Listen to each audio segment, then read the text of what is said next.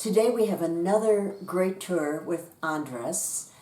We are going to examine and discover how the humble cacao bean turns into everybody's favorite chocolate. Yum! Please don't forget to share, like, and subscribe. We are loving Medellin. We are on our way to the cacao farm up in the mountains. We are at the farm. It is approximately an hour and a quarter, an hour and a half drive from Medellin. With the pink leaves, those are the cacao. Are they actually trees or bushes? They're bushes, yeah. This is Sandra. She's the daughter of the estate. These are the owners. He purchased the land and then developed this farm with primarily cacao, coffee, sugar cane, avocado. The dog fights with a rock. Okay. Behind him, look. And he's always... So that's his rock. It's any random rock. Yeah. Any rock will do.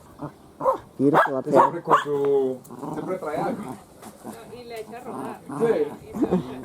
Morning, chickens. Are you going to be dinner or are you just for eggs? Both. We got Bunny Foo-Foo, little Bunny Foo-Foo, hopping through the forest. Andres is wearing a chocolate t-shirt. He wants to start raising fish, tilapia, do a fish pond. You have to be very enterprising. So this is cacao. This is where your chocolate comes from. It's been living in this farm for 30 years. He has in this farm 600 cacao trees. The altitude to grow cacao, it should be from 800, 700 meters to 1,300 meters. You have calcium, you have nitrogen, and all these minerals that are found in most of the parts of the soil. They are found in different quantities. So you also need the same season all year round. You cannot have climatic different conditions. He's opening up the tree. To me it's a tree. They call it a bush. Okay. So it will get more sun. They always want the fruits to grow in the lower part, which is why he's lopping off the top branches of all those. From the time you plant the tree, it takes a year and a half till you can have the first harvest, which is fast. That is very fast. Interesting fact that all the cacao that's produced in Colombia is eaten in Colombia. A flower? It's a kind of a flower that comes with a... It looks like a seed at the beginning, like this. This is the seed. Really? And so you can, so you can... And then it turns... Do you know the name of it, Andres? The name of it is Hass, like Hass avocado, but it's not an avocado. God, those are... ¿No la vas a llevar? Ah, okay. Very tiny little flower. It's going to take around a year and 8 months to get here, to the harvest. This is ready to be harvested. There are different varieties of cacao, so that's why you see different colors, because some of them are different varieties. This one, for instance, is already ripe, even though it's green. In some of, like this one, when it's green, it's not ripe. This one looks ripe, but it's actually not ready. The whole thing, it gets 1 year and a half.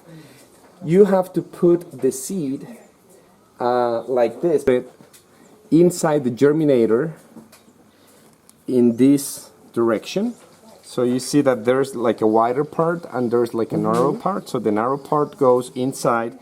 You put it like this. You have to dry it completely, and then you put it like that. And then it's gonna start growing for like around 1 year, and in 1 year you're gonna have the first flower. So they're all cacao, but he's just growing the different varieties to see which are more resistant to a fungus that decimates them.